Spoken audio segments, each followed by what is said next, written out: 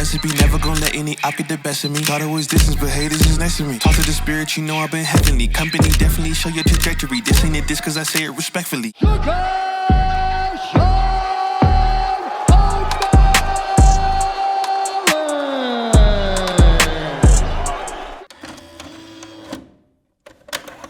Is winning a belt finally going to cement Sean O'Malley as someone that the UFC can lean on more heavily in the future? I think this is exactly the kind of like catalyst he needs to become that superstar. He already has a hardcore following in terms of people love his style. And I think he taps into a much younger, more American style audience. Suga Sean is also the face of Timex now for the UFC. So like they are clearly ramping him up to be the next star. I just don't think he's quite had that appearance or that fight yet to get him there. The reason for all the success stems back to the fact that he just is himself. When Conor came around and he was doing his thing, everyone wanted to be Conor, talk trash like Conor, wear a suit like Conor. You know, there was people in other regional promotions who would literally get the same haircut, get similar tattoos and act like him. No one's really doing that with Sean. No one's massively doing the bright hair thing with the braids, with the face tats. His style is a reflection of what he's interested in. And I think the fact that he's just himself always, and he doesn't have to try hard, and he still attracts such an audience, I think it proves they like that consistent, reliable, relaxed nature that he has. How much do you think the UFC is just so dead set or hopeful that Sean's going to get it done? Oh, massively. What does Dana White love more than the UFC? He loves the Nelk Boys. What do the Nelk Boys have? A huge seltzer company. What else does the seltzer company have? Suga Sean? They have a Suga Sean sponsorship. He is official athlete of Happy Dad. It's the monopsony happening again. Well, it's of getting everything in one place. There's a lot of puppetry happening at the top. It's right? like he is like, and it's like we were just saying, he's the face of Timex. He's the face of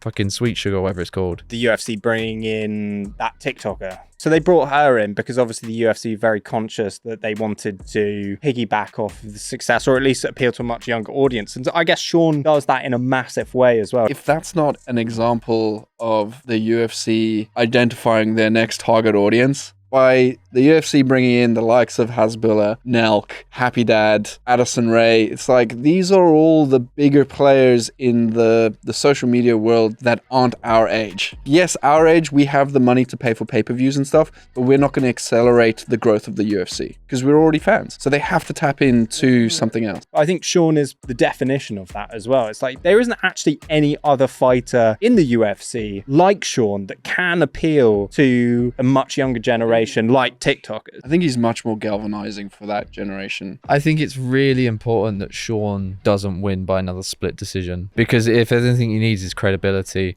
and I think he won some of the fickle fans over, or people that didn't quite believe in his skill set with the Yarn fight. Sean O'Malley's been calling for this fight way back when to fight Yarn because he knew it'd be a kickboxing fight. He knew I've probably got a good chance because he's short. I've got a much bigger reach than him, and it's 3 rounds. Is Sean O'Malley one of the biggest threats that Aljo can face as a champion? Not just for the fight itself as well, but for what he can actually take from him as well. If Sean beats Aljo, he could nullify that man in a heartbeat. Aljo would want to go up to 145 in win or loss. But if he does lose, he's going to have to work his way up in that division, because if he goes up on a loss to Sean O'Malley, Aljo could essentially disappear. This is Sean O'Malley's opportunity now to rise to the occasion, to be the star the UFC needs, to be the champion that they need him to be. But for Aljo, this is fucking the darkest hour for him. Even if it's a close one, I don't think he's going to get an immediate rematch. It is the worst place for him to be in, is to be an unlikable champion against a rising star that the UFC have clearly put their everything on. If Sean can win, it doesn't really matter how he wins, if it's a squeeze or if it's a dominating victory. The moment he gets that strap, the moment that belt goes on his shoulder, is the moment that the UFC can really start banging that home. He also possibly got the greatest win of his career when he eye-poked TKO'd Pedro Munoz and then got a title shot off of it. Because if that doesn't say star power, 15 to 7 to number 1. Yeah, they would try and get him up there anyways. Yeah. Performance and personality aside, he is the guy for the UFC, isn't he? He's ready to go. He just needs the gold belt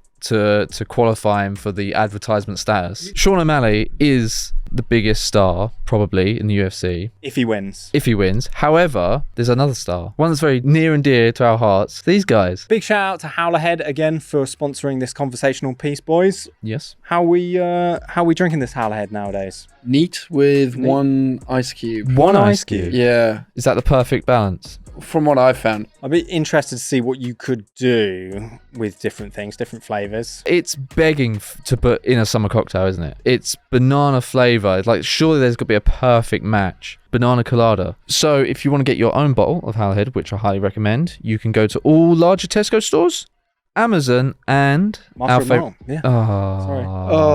I'm just so excited about Master of Malt. Okay, yeah. They've got loads of whiskies on there, but more importantly, I got Howler Head. Yeah. Howler Head. Sorry. First of all, Aljo called Dana Daddy Dana, which is really weird. Well, I'm showing up August 19th. Whether Aljo shows up or they put someone else in there, Daddy's there. Daddy's main eventing, headlining for the belt, regardless, whether it's him or not. He's not like McGregor. He's very much a sly little digs here and there. Very much talks quite casually and self-assured. The way Sean looks is what he is interested in. He's interested in SoundCloud rapping and wearing face tats and 6ix9ine. I think that's why people like him, because he seems genuine. And so, like, the way he puts himself out is how he would act with his boys or his girlfriend or, you know. I liked Sean O'Malley when we interviewed him in Vegas and he didn't really say anything. You were like, you're scaring me. But do you not think that was just when he was a bit more nervous? Wasn't the Sugar Show? I kind of liked that, though, because the Sugar Show was him just knocking people out. The problem with fighters at the moment, I think, is oversaturation. It's difficult because, like, fighters need to advocate for themselves because the UFC aren't very good at doing it. So you need to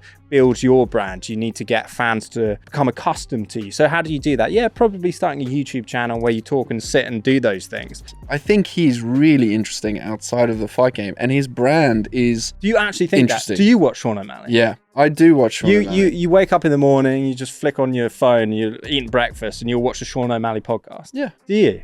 I don't. I will say if Sean breaks down his own fight, I'll watch that because I want to know what he's thinking in the fight. He's a lot more personable, I think, than most other fighters. He's unapologetically himself in the cage and outside the cage, and he's probably the realest out of all of them.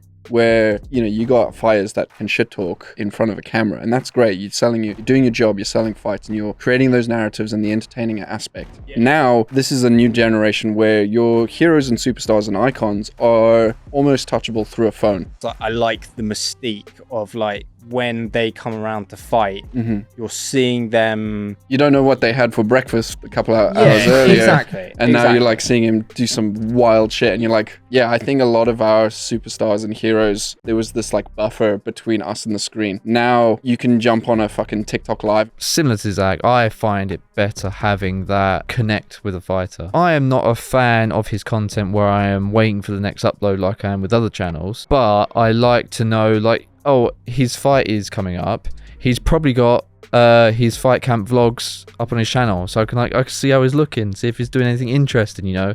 What is he doing in his preparation for Aljo? A while ago, before he fought Jan, he was making more money off his YouTube and his merch than he was in his fights. So smart. I think it's such a smart thing for a fighter to do nowadays, is to realize that their earning potential outside of the sport is almost could be greater than them earning inside the cage. The reality of their fighting situation is they might have an X number of years to become that level superstar, but if it doesn't happen, what are you gonna do, bro? All right, lads. Well, if you enjoyed that one, we do have the unedited version of this on the channel for our members. So all you really need to do is click join. I'll have you know, the longest standing. Yeah. Just what colour belt are you? Blue. Yeah, lots of tangents in this one, wasn't there? So there's a lot of good discussion to be had. More importantly, if you want to get involved on it, you can join the weekly writers meeting. You can go in the chat. You can talk to Alex. You can talk to Tommy. You can talk to Jason.